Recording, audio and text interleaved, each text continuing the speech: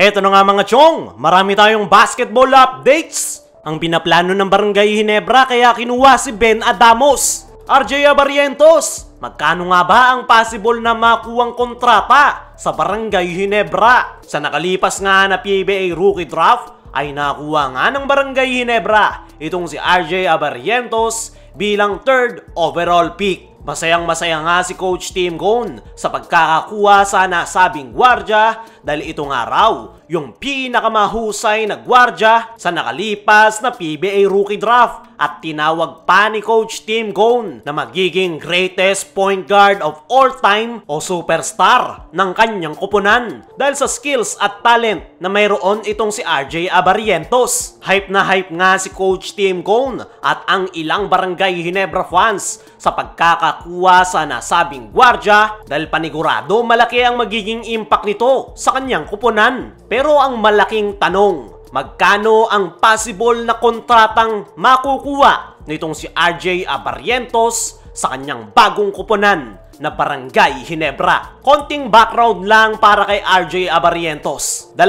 liga na nga ang kanyang nalaruan overseas. Una ay ang Korean Basketball League kung saan naglaro ito para sa Ulsan Hyundai Movies. At diyan nga siya tinanghal na Rookie of the Year at ang sahod na kanyang tinanggap sa kanyang unang koponan sa Korean Basketball League ay 7.9 million per season. At kung i-divide natin yan per month ng season ng Korea ay 800,000 per month ang nakuha ni RJ Abarientos sa kanyang unang koponan na nilaruan sa Korean Basketball League. Pero matapos ang kanyang naging issue sa Korean Basketball League ay inirelease niya siya ng kanyang koponan, saka naman siya napunta ng Japan B-League kung saan naglaro naman ito para sa Shinshu Brave Warriors. Nang malipat sa Japan B-League, itong si RJ Abarientos ay tumaas ang kanyang sahod na umabot ng 9 million per season. At kung i-convert per month ay 1 million ang sinahod nitong si RJ Abarientos per month sa Japan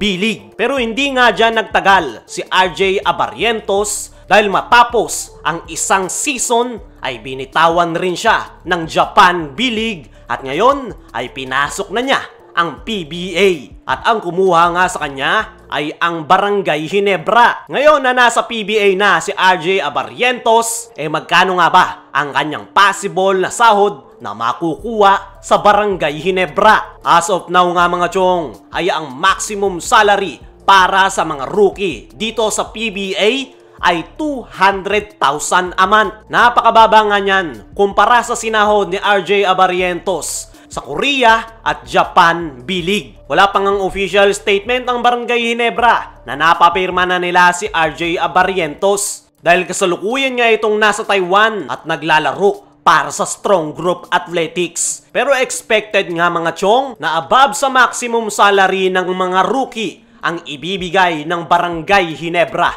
dito kay RJ Abarientos. Ang estimated nga natin na possible na ibigay ng Barangay Ginebrang kontrata dito kay RJ Abarientos ay same maximum salary para sa mga veterano. Alam naman nating lahat mga chong na magaling ngang mag-alaga ng player ang San Miguel Corporation at kayang-kaya nga nilang ibigay ang gusto ng kanilang mga players. Alam ko mababa pa rin yung 420,000 a month para kay RJ Abarientos. Pero i-expect natin na mas tataas pa yan once na makapagpakita ito ng magandang performance sa Barangay Ginebra this upcoming season ng PBA. As of now, expected na 420k a month ang sasahurin ni RJ Abarientos sa Barangay Ginebra. At malaki ang chance na lalaki pa yan sa mga susunod na buwan na paglalaro niya sa kanyang bagong koponan. Hindi nga lang si RJ Abarientos ang bagong player ngayon ng Barangay Ginebra. Nakuha nga rin ng koponan ni Coach Tim Cone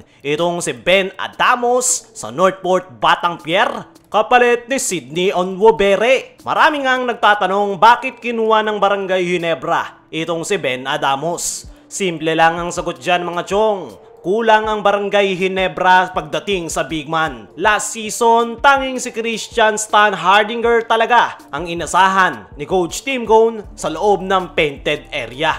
Pero dahil nga wala na si Sistan sa Barangay Ginebra, matapos nila itong itrade sa Terra Firma, ay naghanap nga si Coach Tim Cone ng bagong big man na makakatulong sa kanilang kupunan. At ito ngang si Ben Adamos ang kanilang nakuha. Para sa akin mga chong, hindi pa rin sasapat itong si Ben Adamos para mapunan ang iniwanan na pwesto ni Christian Stan Hardinger. Naniniwala ako na itong si Ben Adamos ang pansamantalang magiging big man ni Coach Tim Cone. Pero isa nga rin sa nakikita nating dahilan kung bakit ito kinuha ni Coach Tim Cone ay babagay ito sa kanyang sistema na triangle offense. Kung ikukumpara natin ng laro nitong si Ben Adamos kay Christian Stan Hardinger ay napakalayo talaga. In terms of individual talent ay lamang na lamang si Christian Stan Hardinger. Pero hindi nga kailangan ni Coach Tim Cone ng isang star big man sa kanyang triangle offense. Ang kailangan niya nga ay yung big man na makakapag-adapt sa kanyang ginagamit na sistema. Para sa akin mga chong ay ang nakikita nating plano ni Coach Tim Cone ay total revamp sa kanyang kupunan. Bukod sa pagpapabata ng kanyang mga players, ay mas gusto na ngayon ni Coach Tim Cone na i-implement ng tuluyan ang kanyang triangle offense. Dahil yung laro ng Ginebra nitong mga nakalipas na season